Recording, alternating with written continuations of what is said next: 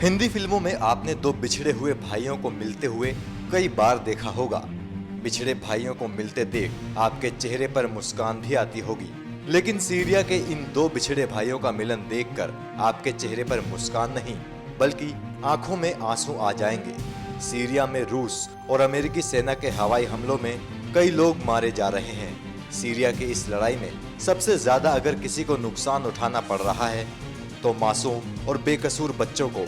Syria में रूस और अमेरिकी सेना के हमले में घायल हुए बच्चों की जो तस्वीरें सार्वजनिक हुई हैं, उन्हें देखकर इंसानियत शर्मसार हो जाए। ये वीडियो सीरिया के अल नैराब शहर का है। बमबारी में बिछड़े दो भाई अस्पताल में जब मिले तो बिलख बिलख कर रो पड़े।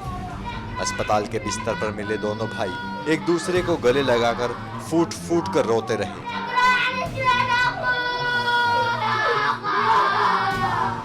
गृह युद्ध झेल रहे सीरिया में हवाई हमले ने ऐसा कहर बरपाया कि ये दोनों सगे भाई एक दूसरे से बिछड़ गए और जब मिले तो अपने घर पर नहीं बल्कि अस्पताल के इस बिस्तर पर। इन दोनों भाइयों को अपने मिलन पर यकीन नहीं हो रहा है।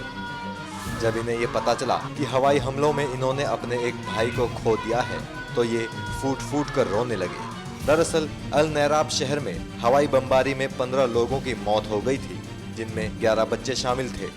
इन हमलों में इन दोनों के एक भाई की भी मौत हो गई। धूल और मिट्टी में सने बड़े भाई को देखकर छोटा भाई दहाड़े मारकर रोने लगा।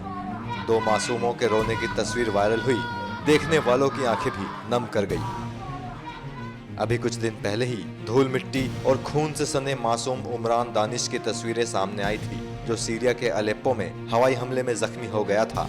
उमरान की तस्वीर ने पूरी दुनिया को अंदर से झकझोर दिया था। सीरिया से आ रही इन मासूमों की तस्वीरों को देखकर लोगों के मन में सिर्फ एक ही सवाल आ रहा है कि आखिर इन मासूमों का कसूर क्या है।